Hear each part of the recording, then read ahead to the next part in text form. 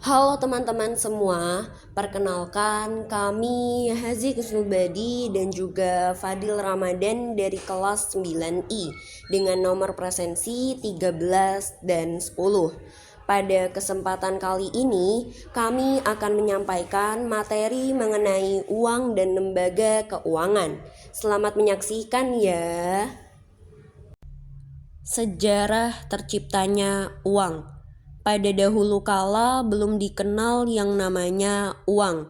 Masyarakat masih menggunakan sistem barter, yaitu dengan cara menukar barang dengan nilai yang sama. Uang mulai muncul seiring dengan adanya kebutuhan untuk melakukan pertukaran yang lebih kompleks. Ketika cara barter sudah dianggap tidak dapat diandalkan kembali di lingkungan masyarakat.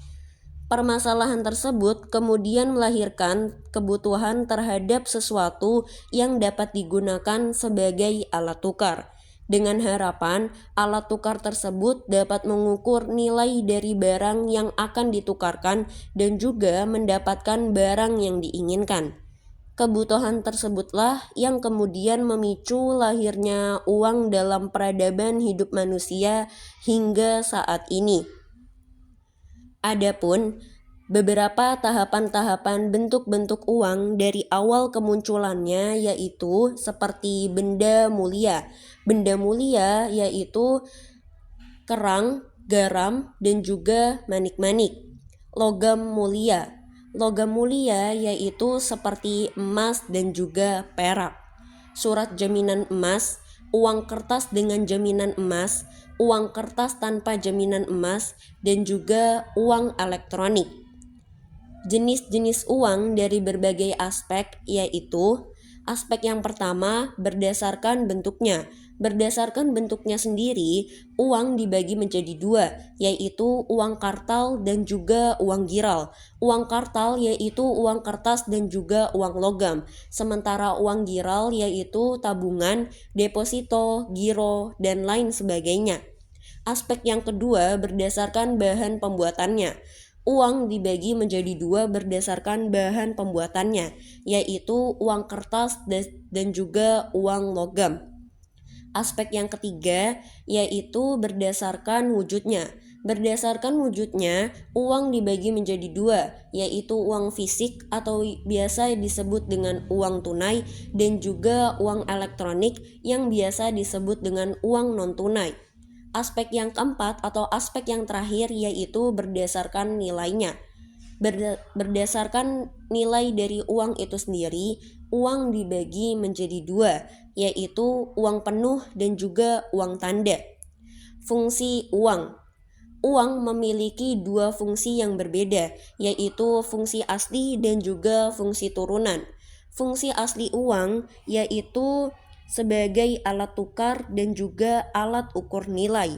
Sementara fungsi turunan uang yaitu sebagai alat pengumpul kekayaan, alat untuk melakukan investasi, dan juga alat dalam komoditas perdagangan dunia.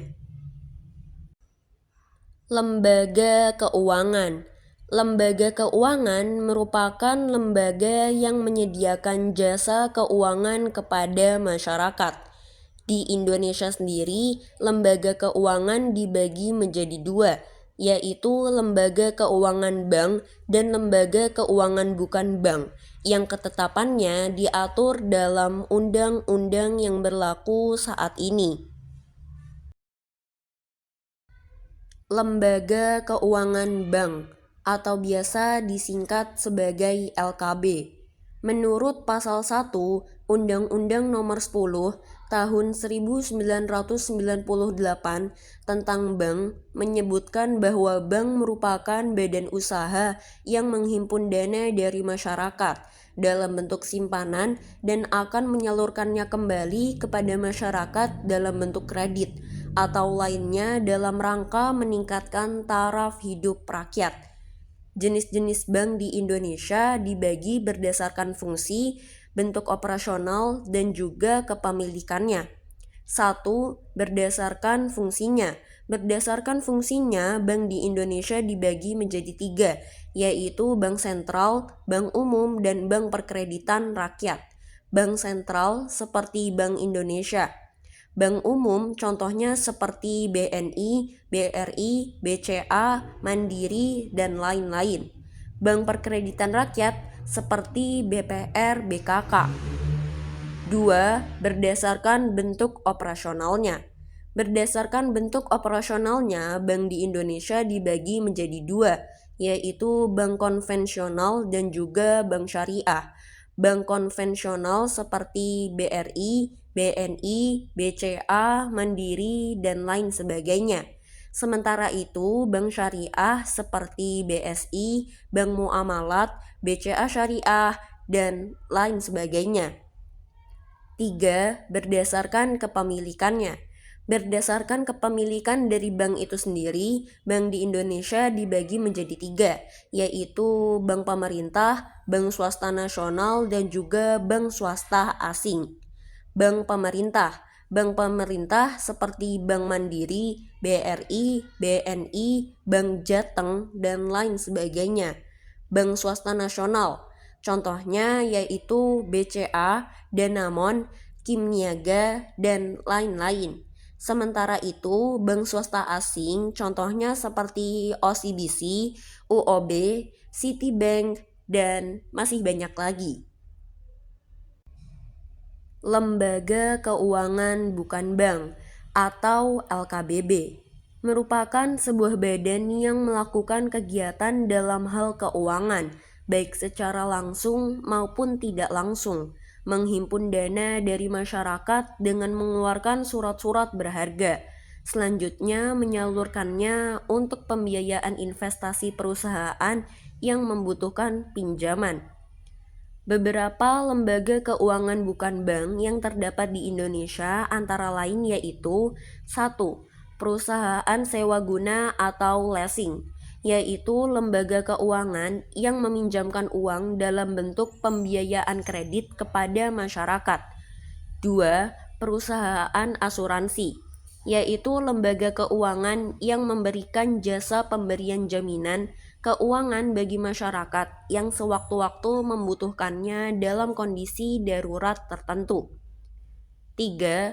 Perusahaan dana pensiun, yaitu lembaga keuangan yang menyediakan jaminan masa tua dengan cara mengumpulkan dana melalui pemotongan gaji setiap bulannya ketika seseorang itu masih aktif bekerja. 4. Bursa efek atau pasar modal. Bursa efek atau pasar modal yaitu lembaga keuangan yang memiliki kegiatan jual beli surat-surat berharga dalam bentuk surat penyertaan modal atau saham dan obligasi, yaitu surat hutang jangka panjang. 5. Pegadaian. Pegadaian yaitu lembaga keuangan yang memberikan pinjaman dana kepada masyarakat dengan syarat peminjam harus memberikan sebuah jaminan berupa barang berharga, bisa berupa barang elektronik maupun barang yang lain. Yang keenam atau terakhir yaitu koperasi. Koperasi yaitu lembaga keuangan yang menghimpun dana dan menyalurkannya dalam bentuk pinjaman berdasarkan prinsip kekeluargaan. Sekian yang dapat kami sampaikan. Terima kasih karena telah menyaksikan video kami. Bye.